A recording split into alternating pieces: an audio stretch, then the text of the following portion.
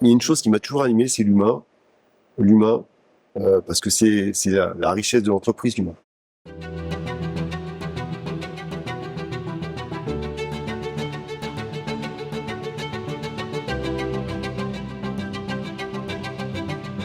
Nous sommes ici chez Magnum. Nous sommes dans un lieu qui est le showroom de Magnum. Magnum est une entreprise qui est basée à Gonesse, qui compte 300 collaborateurs, prestataires techniques généralistes dans tout le monde du spectacle et le monde de l'événementiel.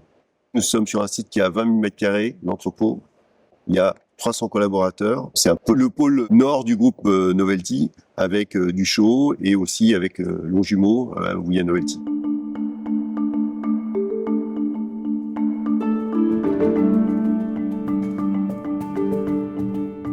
J'ai 61 ans. Mes origines sont plutôt en province, notamment en Corrèze et le Puy-de-Dôme. Donc je suis très attaché à mes racines provinciales, même si je suis un Parisien pur souche, parce que je suis né à Paris et j'ai vécu à Paris toute ma vie. Mon père était décorateur. Il s'occupait de mise en scène un petit peu, de vitrines pour des grands magasins. Je me suis marié en 1988. J'ai 3 enfants et 4 petits-enfants. Une fois que j'ai eu mon bac, mes parents m'ont dit écoute, maintenant débrouille-toi, sois grand. J'ai fait l'étude d'expertise comptable. J'ai eu ce qu'on appelle le DPECF. Je suis pas un grand fan de ça. Et puis après, j'ai fait des études de finance. Tout en parallèle, j'avais cette activité de disque jockey. Les valeurs familiales sont très fortes. Moi, j'ai la chance d'avoir les parents qui m'ont transmis ces valeurs familiales. Je suis issu de 2 grandes familles, parce que mes parents étaient 8 et 7 enfants. Et j'ai donc 70 cousins germains. Et on a partagé le vivre ensemble. Et indirectement, ces valeurs familiales ont incarné mon parcours professionnel et ma manière d'appréhender notamment le management et les ressources humaines.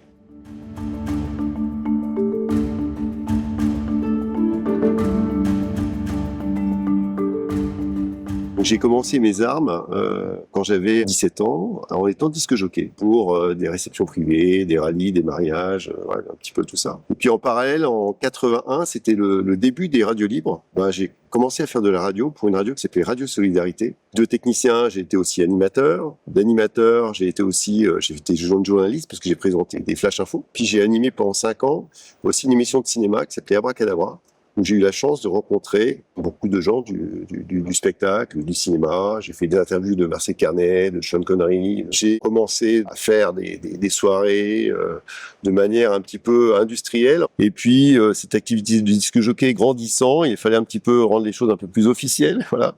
Et en dernière année d'études, j'ai fait un stage de création d'entreprise. C'est là où j'ai monté la boutique avec Hervé. Alors, donc Hervé Legal, c'est avec lui que j'ai commencé cette activité. On a créé SLM en 1988. Ce démarrage, ça nous a marqué tous les deux, ça a marqué même les générations de collaborateurs qui ont travaillé avec nous. Alors l'année 88, pour moi, c'est un peu une année charnière, parce que en 88, donc on monte SLM. Je me marie avec Sophie. Donc beaucoup de changements. Je prends mon indépendance. Voilà, avant j'habitais chez mes parents. Les projets sont des choses qui m'animent au quotidien. Moi, je suis un homme de projet. Il fallait se lever le matin, il fallait bosser, et il fallait se remonter les manches, il fallait pas compter ses heures, il fallait avoir cet esprit de service. Voilà, c'était important. On est prestataire de service. On s'appuyait sur notre bon sens.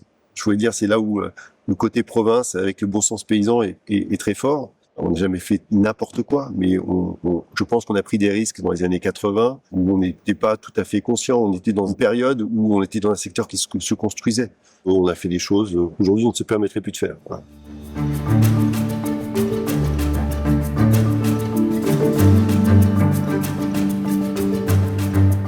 On a construit d'autres rencontres, et notamment lorsqu'on a monté SLM, il y avait autour de nous, il y avait Magnum et il y avait aussi Jérôme Chupin. À un moment, on allait se marcher sur les pieds, et c'est à ce moment-là que, on va dire, Hervé et moi, on a rejoint Magnum pour faire un peu de rétro-planning, si je puis dire. Le rapprochement SLM-Magnum, c'était en 2000, et le rapprochement entre Magnum et Novelty, c'était en 2016. C'est plus le projet de Jacques qui a fait que Magnum a rejoint le groupe Novelty que le gros chèque.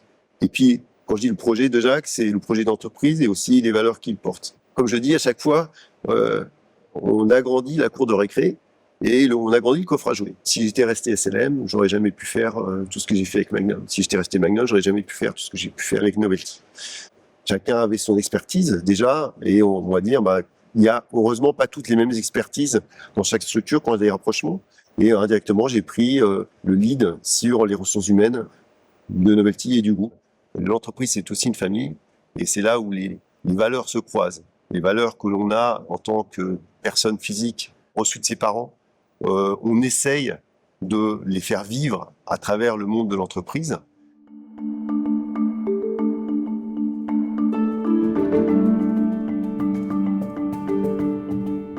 La chose la plus complexe, c'était pour moi concilier vie professionnelle et vie personnelle. À 28 ans, j'avais déjà 3 enfants. Heureusement que Sophie était là pour faire le backup ou back-office de la famille, parce que j'étais pas toujours hyper présent.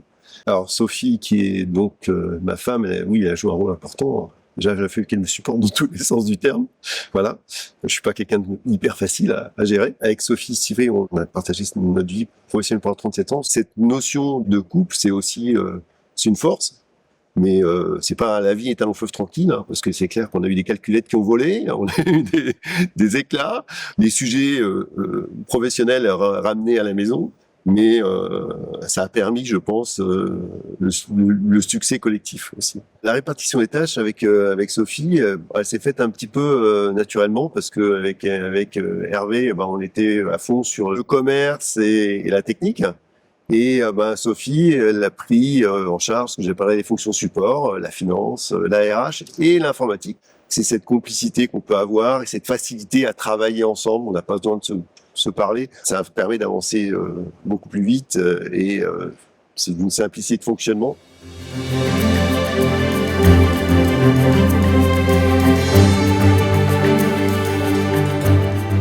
Une entreprise, elle a besoin de talent pour évoluer. Elle a besoin de femmes et d'hommes pour l'amener vers le haut. Et essayer de fabriquer ces talents, de faire monter les gens en compétences, c'est une richesse folle.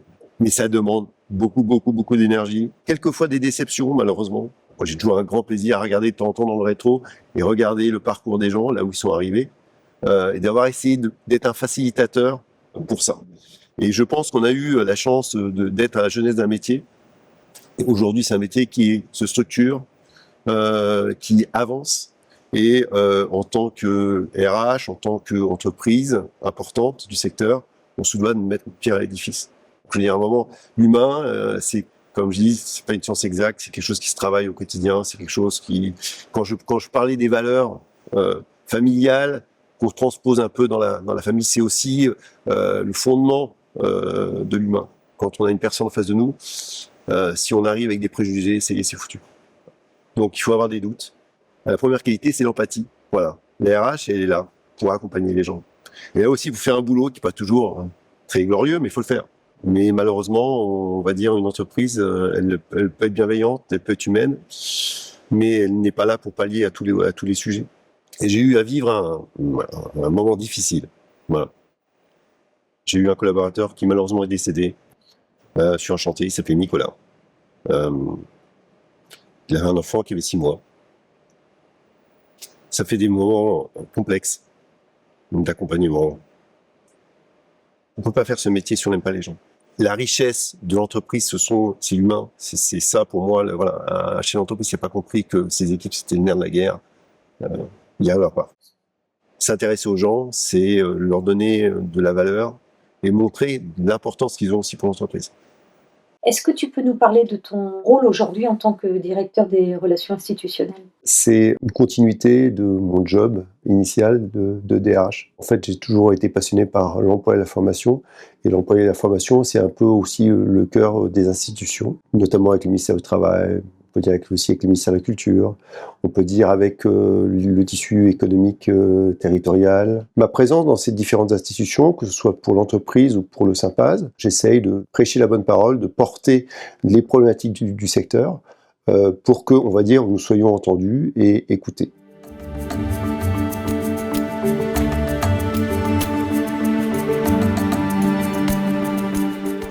Alors aujourd'hui, je suis vice-président du Sympaz, mais on va dire ma relation avec le Sympaz, elle a commencé en 2003. J'ai rencontré Dominique Borne, qui était délégué général à l'époque, et qui j'ai sympathisé. Et puis il m'a dit, bah tiens, on a besoin de toi, tu as l'air d'aimer ça, la RH, le social, viens nous aider sur les jeunesses de la convention collective. Du coup, je suis devenu administrateur en 2005. En 2011, si ma mémoire ne fait pas défaut, il y a eu la naissance de Prestad, où j'ai été un petit peu un acteur parce que j'ai estimé que le développement durable, c'était quelque chose d'important pour nous, nos enfants, pour le métier, et qu'il fallait un petit peu être plutôt leader que suiveur. Et aujourd'hui, Prestat, il y a 80 entreprises labellisées, donc c'est une fierté d'avoir pu participer à cette histoire. On s'enrichit de toutes les expériences. J'espère, moi, de mon côté, avoir apporté ma pierre à l'édifice, notamment sur le volet social. Et ce qui est drôle, c'est qu'en fait, on ne sort pas indemne de cette relation entre administrateurs, parce qu'en fait, les administrateurs deviennent des amis. Et c'est là où on se dit qu'il se passe quelque chose et qu'on a toujours on continue à tisser des liens, même quand il y en a qui prennent leur retraite, on se voit encore. L'importance du sympa, c'est son poids. Une entreprise, c'est rien, même si on est très gros, c'est rien. C'est le collectif. Et puis la richesse, elle est aussi bien chez les petites entreprises que chez les grosses entreprises. Voilà. C'est important. Et même si, on va dire, une entreprise à la taille du groupe Novetti ou de Magnum a la capacité à se payer de l'expertise, voilà. Autant que le collectif en profite. Mais l'innovation, elle n'est pas que dans les grosses structures, elle est aussi dans les petites structures. Donc c'est un melting pot de compétences qui se croisent. Et là, on va dire, il y a une richesse au Sympaz, dans la typologie d'entreprise, dans la typologie de secteur, dans la typologie des parcours des dirigeants. Et c'est ça qui est important. Le partage, c'est le nerf de la guerre. C'est cette richesse du collectif qui est importante. C'est la richesse du collectif qui va faire avancer le secteur et qui indirectement va faire avancer l'entreprise que je représente.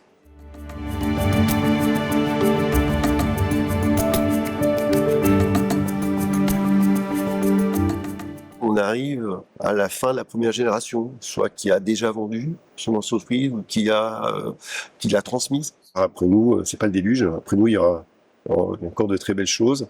On va dire, personne n'est irremplaçable. Et pour moi, c'est ça qui est important. Notre rôle, c'est de transmettre le relais et que les gens le prennent, qu'ils s'en emparent pour construire demain.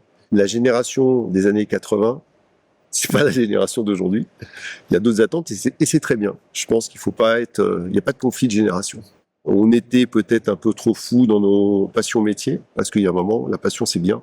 Il n'y a pas que ça. Ce qui est important, c'est pour moi, c'est de cultiver cette transmission de savoir-faire. Et ça passe notamment par l'apprentissage, sur lequel je suis un fervent défenseur. On a créé donc le GEC, le groupement d'employeurs pour l'insertion et la qualification, qui s'appelle GEC RSE, pour permettre à des gens qui ne font pas partie du sérail de rentrer dans le métier. Alors c'est des gens qui sont un peu éloignés de l'emploi, et ça on l'a fait avec les apprentis d'hôtel.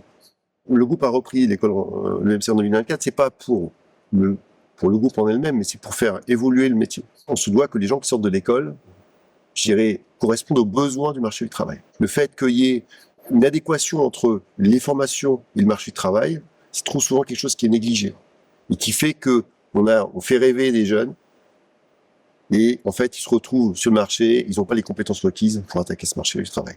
On construit en faisant l'alternance, en faisant le GEC RSE, en faisant l'EMC, on construit les talents de demain pour tout l'environnement professionnel. Créer une entreprise aujourd'hui, c'est possible. Trouver les bonnes personnes pour s'associer, c'est important. Bosser. De toute façon, il n'y a pas de secret, malheureusement. Il faut bosser. Avoir ce sens de l'humain, cette proximité avec les équipes. Il faut avoir de la folie. Si on n'a pas de folie, il ne faut pas aller dans nos métiers. Croyez en vos rêves, foncez.